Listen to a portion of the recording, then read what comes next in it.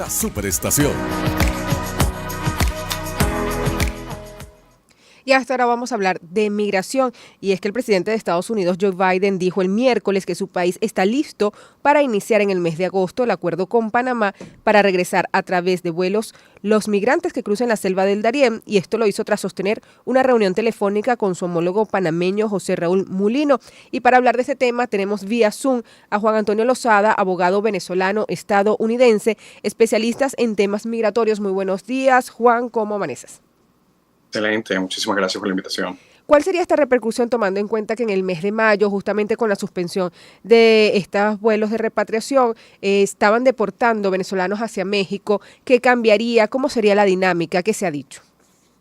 Claro, primero yo creo que Molino ha aclarado que no van a ser repatriaciones forzadas. Esto significa que va a haber un debido proceso. Se le va a dar a estos inmigrantes una habilidad de poder probar o comprobar que verdaderamente no están siendo perseguidos, ¿no? Entonces, no es una deportación expedita, hay un debido proceso. Estamos hablando de alrededor de 6 millones de dólares que los Estados Unidos estaría pagando, no directamente a Panamá, sino directamente a la operación, a los contratistas que están llevando a cabo los vuelos charter.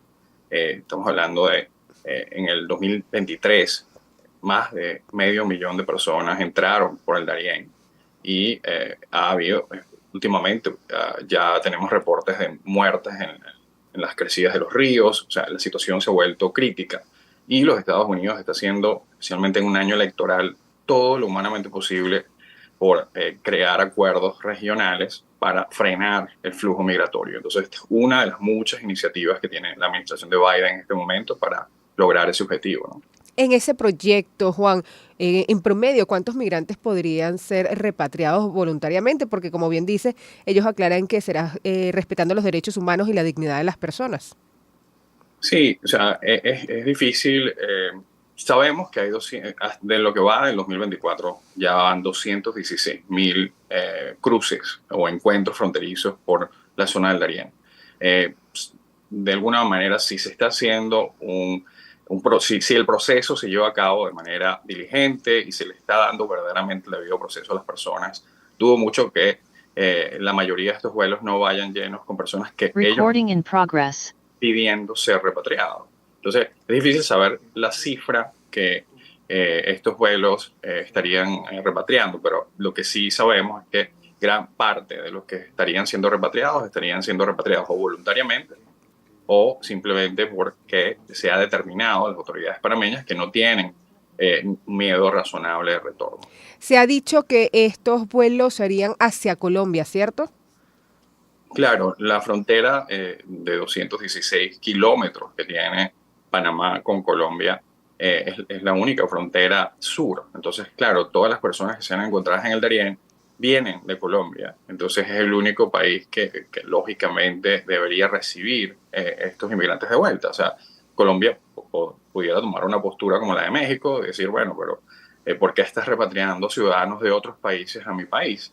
Dudo mucho que Colombia haga esto simplemente porque, a pesar de que la presidencia de Petro y la administración Biden no necesariamente están alineados ideológicamente, sí tienen una misión común y Colombia sigue recibiendo subsidios importantes por parte de los Estados Unidos. Entonces, esos acuerdos con Estados Unidos, que Colombia o que la Cancillería no acepte estas repatriaciones cuando en realidad el flujo está viniendo en parte porque Colombia no está haciendo lo suficiente para controlarlo, no sería una estrategia muy viable para Colombia.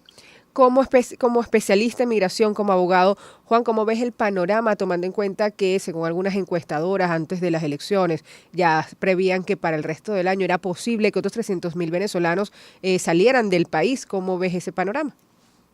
Bueno, uno de los problemas que está teniendo muchos venezolanos una vez que llegan a la frontera entre México y Estados Unidos es que así logren cruzar la selva del Darién. Y de nuevo, eso se ha vuelto un tema bastante problemático por crimen organizado que opera en el Darién, por las crecidas de los ríos, animales salvajes, o sea, toda clase de peligros con los que se encuentran. Una vez que llegan a México, también se encuentran con una barrera. México está invirtiendo muchísimos recursos para poder parar ese flujo migratorio. Las detenciones migratorias en México subieron 200%. Y una vez que llegan a Estados Unidos, basado en una nueva política del presidente Biden, una vez que se llegan a 2.500 encuentros por día con inmigrantes, el estándar de prueba para pasar una entrevista de medio creíble está subiendo, y está haciendo casi imposible que los inmigrantes puedan pasar a la segunda fase, que es la que les permite salir del centro de detención, conseguir eventualmente un permiso de trabajo una vez que aplican asilo. Este camino se ha vuelto casi imposible basado en estas restricciones que la administración de Biden ha puesto en el proceso de asilo de estos inmigrantes. Entonces, a menos de que estos inmigrantes obtengan una cita a través de la aplicación CBP One, se encuentran en un camino casi imposible a la hora de tratar de regularizar su estatus o de quedarse en Estados Unidos a largo plazo. O una situación además que se podría complicar luego de la suspensión del parol humanitario, ¿no? Claro, la mayoría de las personas que van con parol humanitario todos van por aire, ¿no? Estos 2 millones de personas que todavía en este momento están esperando que se le apruebe el parol, y que se quedaron esperando después de que se suspendió el programa, gracias a que una investigación interna del Departamento de Migración encontró fraude masivo en los sponsors. La primera fase del proceso de parol es el sponsor, la I-134, y parece que habían irregularidades importantes en cómo UCI estaba filtrando esas aplicaciones, ¿no? Entonces no estaban encontrando fraude. No sé hasta qué punto las personas que entrarían por frontera generalmente no son las mismas que entran con parol.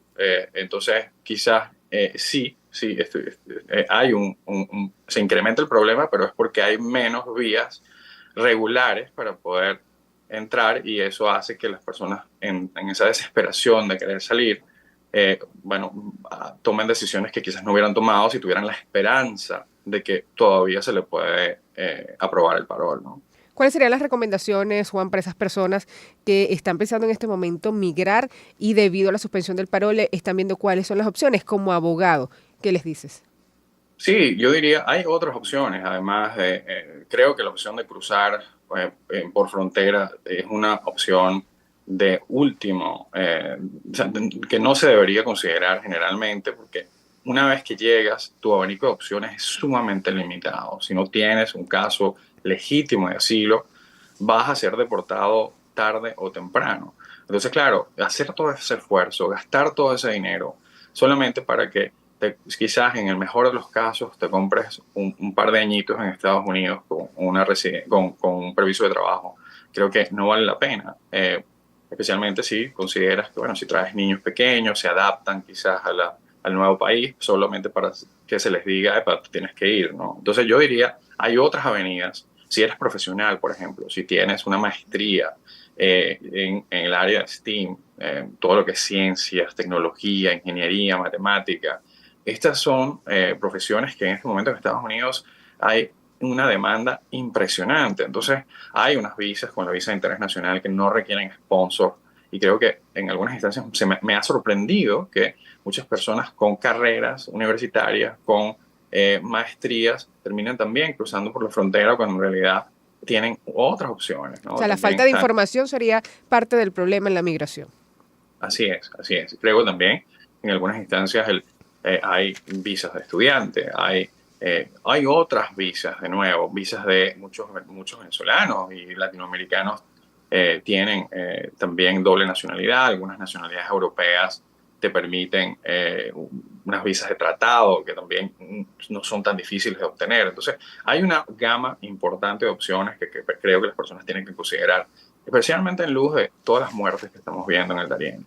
Así es, porque la seguridad familiar, la seguridad personal, sin duda tiene que ser la prioridad. Agradecemos a Juan Antonio Lozada, abogado venezolano-estadounidense, especialista en temas migratorios. Si quieren conversar más con él, si quieren seguir y abordar más este tema, pueden hacerlo en sus redes, @The Law Office of Yale, de THELAWOFICEOFJAL. Muchísimas gracias, Juan. Nosotros vamos a hacer una pausa y ya venimos con más. Son sonidos que te gustan. Sonidos que te envolverán en un mundo de emociones. Voces que te mantienen con la mejor onda en un solo dial.